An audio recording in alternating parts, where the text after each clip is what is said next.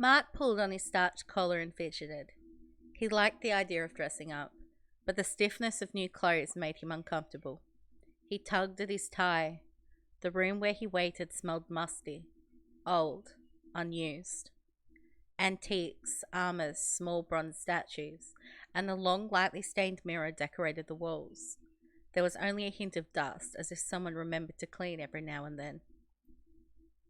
Steve Mickelson repeated to Mark instructions on where they were to go and what they were to do. As Mark squirmed, he felt stuck in a whirl of ancient traditions. Downstairs, Belmonte and Mrs. Violet were preparing the night's drinks. They planned to serve blood both warmed and chilled. Frozen bags of blood were defrosting in water-filled sinks and bathtubs in every part of the house. Mark wondered how many donors Belmonte had. The previous evening, under the watchful eye of her husband, Mrs. Anne Brickford gave Mark waltzing lessons. He'd squish her foot or bump into her with his clumsy steps. Patiently, she taught him how to lead and step with confidence. Before he knew it, he was able to dance passably for the gala. That night would be the final test. Charlie had buttoned, not snapped, his suspenders to his matching expensive tuxedo pants. His style was always classy and unique. Marx rubbed his sweaty hands on his pants. Charlie frowned. How you going to tell your human family about your new status? I'm not going to tell them. My father and I haven't gotten along since my mother died. He remarried, but I won't tell them I'm a vampire. He has a new life with her. I've my own life. C'est vrai. We can't choose who we're naturally related to. Taking out an old chained pocket watch, Charlie looked at the time. I have to go. My friends are waiting. You'll love them. They're amazing musicians. Can't wait to hear them. Charlie's friends stayed in a separate wing. During the entire stay, they'd cloistered themselves with Charlie to compose new music. Until early each morning, Mark heard stringed instruments and loud arguing from the ballroom. Charlie said that if their latest work was a success, that they would travel on the road together next year. It's time. What's wrong, Tyro? I can't believe I'm saying this. I'm nervous. I mean, how many vampires are downstairs? I'm going to be introduced to everybody at the same time. People have nightmares about this stuff. Mickelson took a deep breath and rested his hands on Mark's shoulder. There will be many vampires. Not all of them. Don't let that spoil your mood. Your introduction happens only once in eternity. Mickelson smiled. Surprisingly, those few words encouraged the tyro, but his next words didn't. Be careful with what you say to others. Some of those below balk at the existence of enforcers and would use any information to assassinate us both.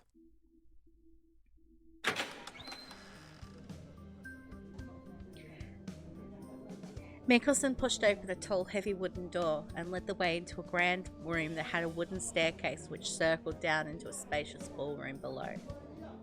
There was a small stage on one end and large crystal chandeliers overhead.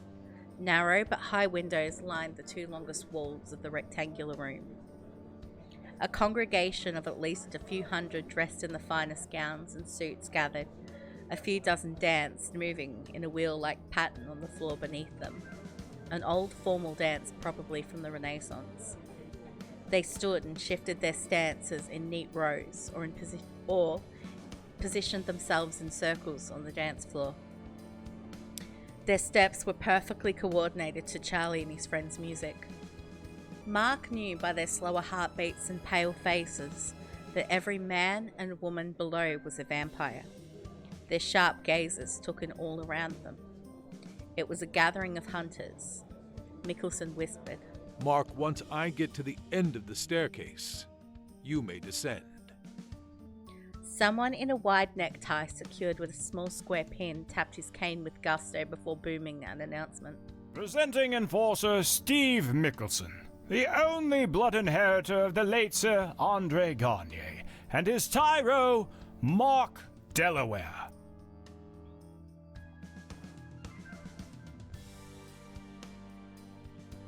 Approving murmurs and harsh whispers sounded below us.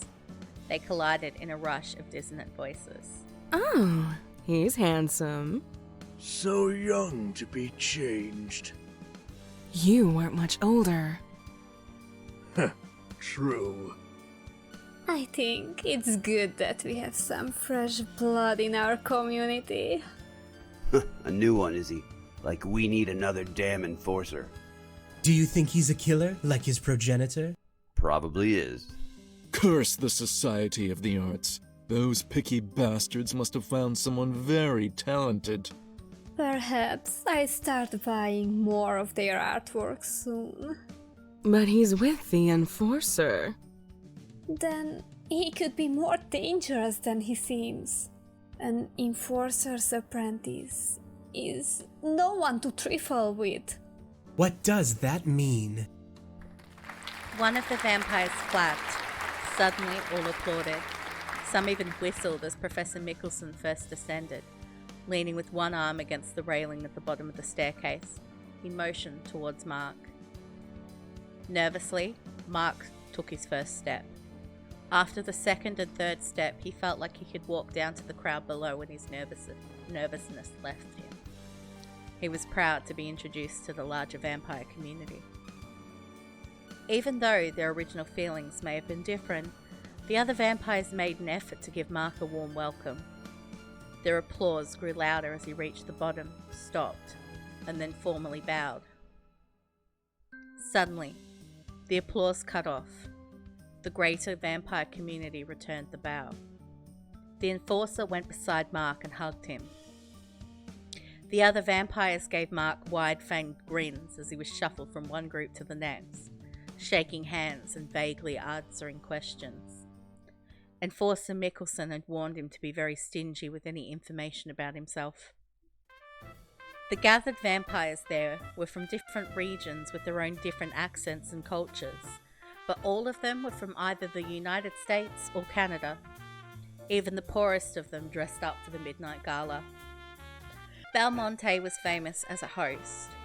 After him, the annual vampire reunion would be held in a New York City penthouse by a different organization. It would take about 50 years before it would be Belmonte's turn to host again.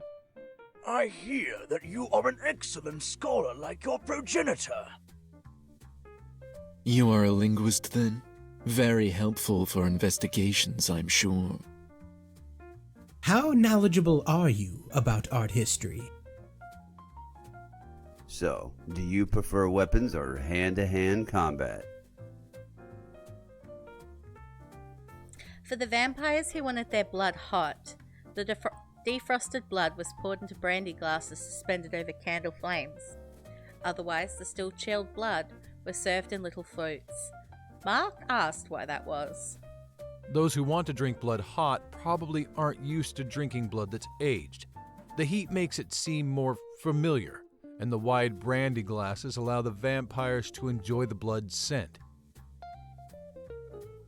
The chilled blood is served in narrow glasses to limit the smell, because some vampires dislike drinking blood that is not from their usual donor.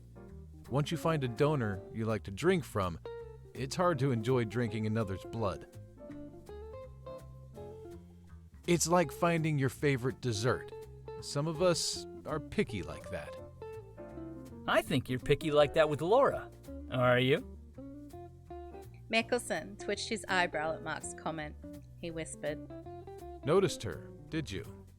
I respect her. Anyways, what did I tell you about minding your words here, Tyro? Don't say anything that could be used against us. Everything here from a pin drop to a mouse squeak can be heard by everyone. I do not have rodents infesting my home.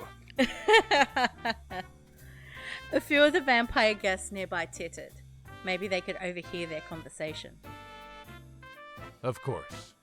Tyro, to your question about blood, The only thing I'm picky about is that I prefer my donors young, no older than 50. But when you're thirsty, blood is blood. Copying Professor Mickelson, Mark tried to properly enjoy the drinks. Swirling the warm blood in his brandy glass, Mark breathed in its scent before drinking large sips. Thank you, Belmonte. Not just for letting me learn about being a tyro with the society and this introduction party. I know that you kept an eye out for me when I was at the House of Skulls place. That's no problem. You're Mickelson's tyro. I would have hated to see you get in trouble. Tonight, I enjoy having this company. Charlie tells me it's healthy to have company occasionally. He loves dragging me away from my paintings. Professor, was your introduction like this?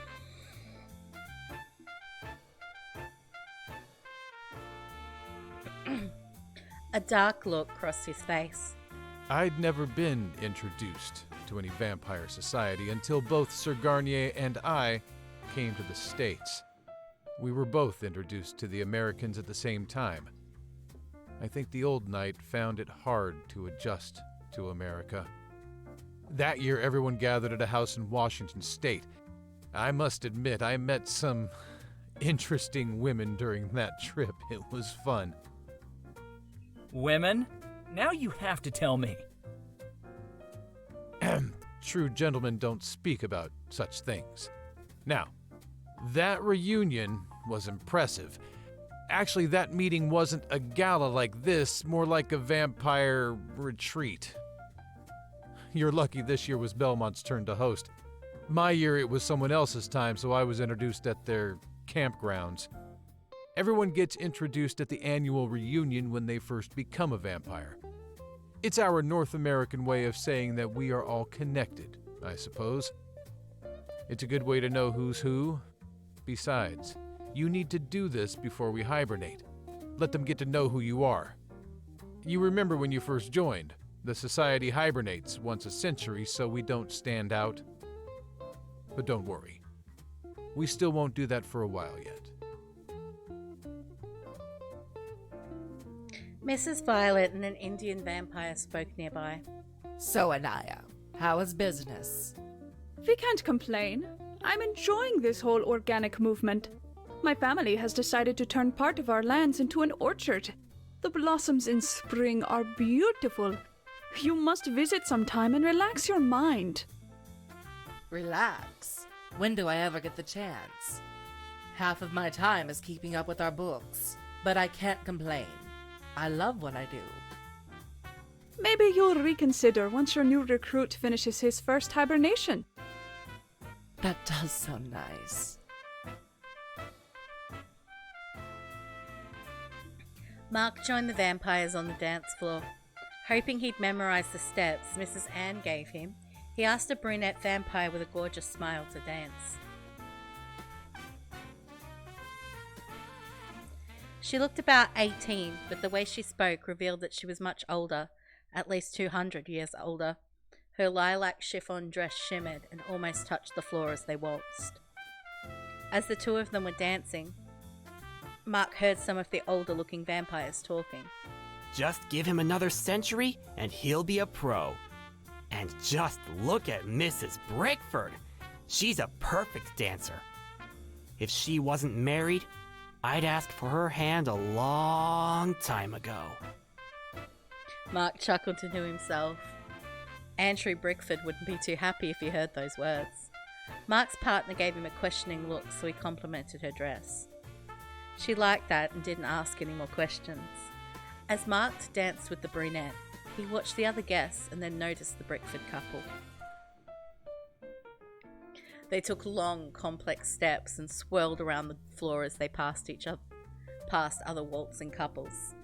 Twirling around gracefully, Mrs. Anne smiled, and although everyone's eyes were on them, the Brickfords only looked at each other. They were so distracted, they didn't see the three vampire guests whom arrived late.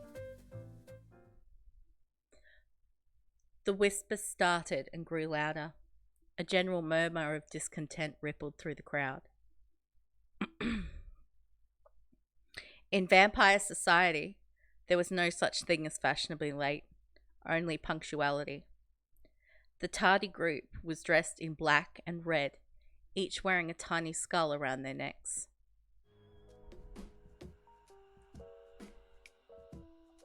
Their house of skulls were noticed and received glares as they walked through the crush. One stocky vampire with mahogany-thick pressed curls opened a feather-lined fan and hid his mouth as he spoke loud enough for every vampire in the room to hear. Quite atrocious. Not only do they appear unacceptably late, but their attire is so... What is the word I'm trying to find?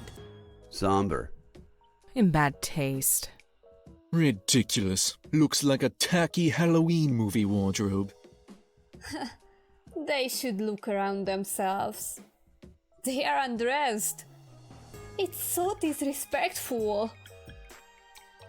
Some of the vampires around them chuckled.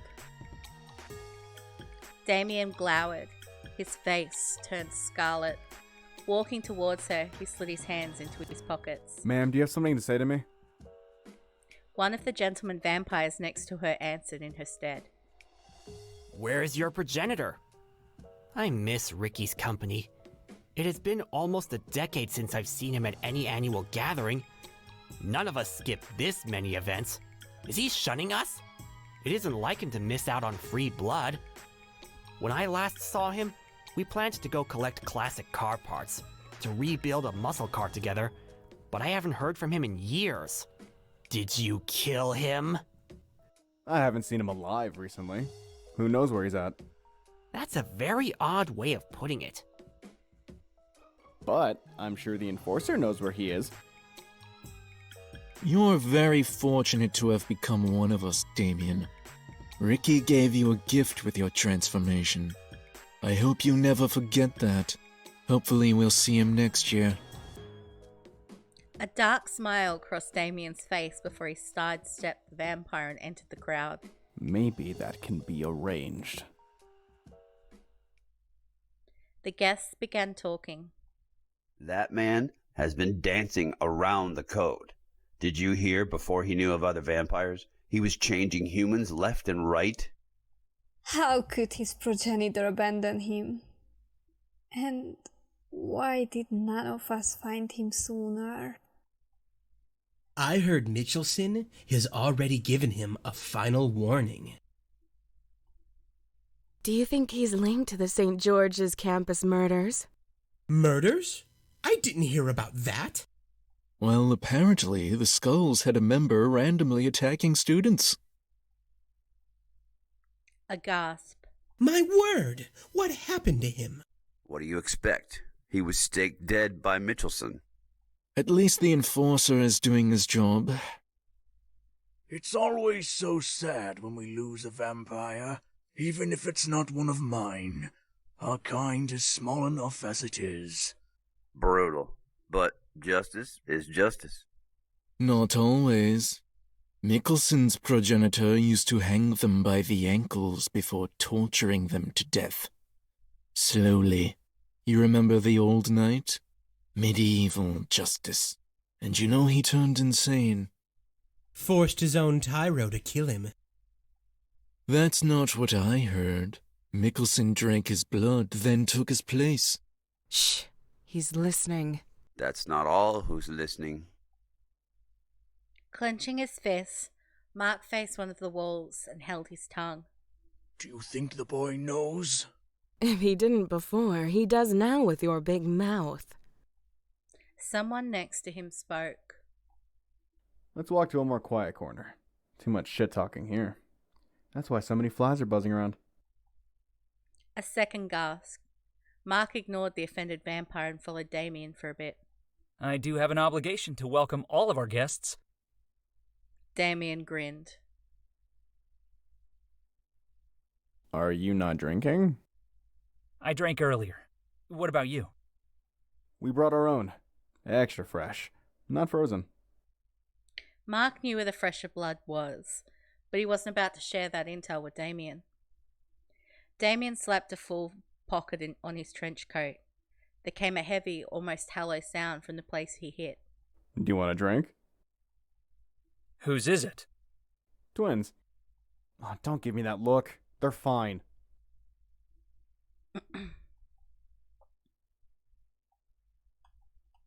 No, I'll pass. You should treat them better. Playing the role of the perfect host already? You're wasted on the society. They're too uptight for you. I don't know why you're still sticking with them. He nibbled on Zhanshu's ear.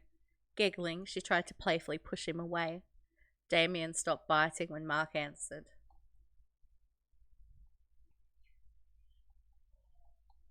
I still question if I should have turned. Really? That's lame. Grow a pair. We've all the power. We're at the top of the food chain. We'll live longer than anyone before us. Do you think we're a mistake? Humans are the miserable ones. Well, I'm gonna change the topic. I want a place like this. This mansion is incredible. Damien glared at her. I don't care. I can appreciate finer things. We're always trapped in that basement. She smiled as she watched the flowing dresses and the glitter of the ballroom lights. It was a rare smile that came from her heart, a smile that Mark hadn't seen before.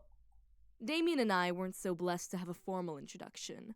Our progenitor changed us and abandoned us. He rarely visits. He's a traveler at heart. Ricky probably won't come back for a while. Damien threatened him last time. I'll lock him up if he comes by again. He abandoned us. He has no right to claim power.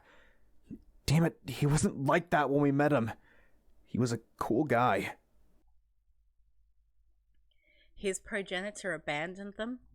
After he left us without direction, we did everything we could to make sure we'd survive. I'm going to go with that one. It was as though a light bulb had lit up in his mind.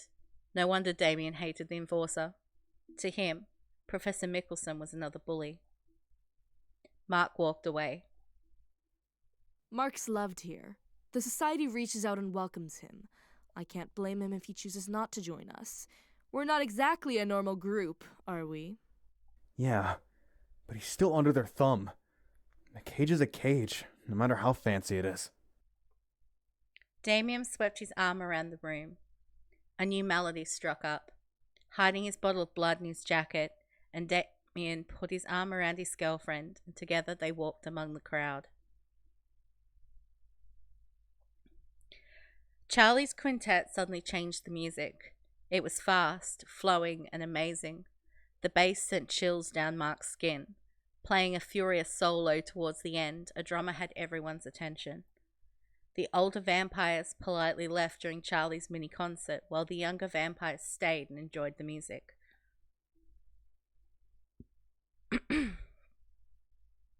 Eventually, Mark left the House of Skulls to look for Professor Mickelson.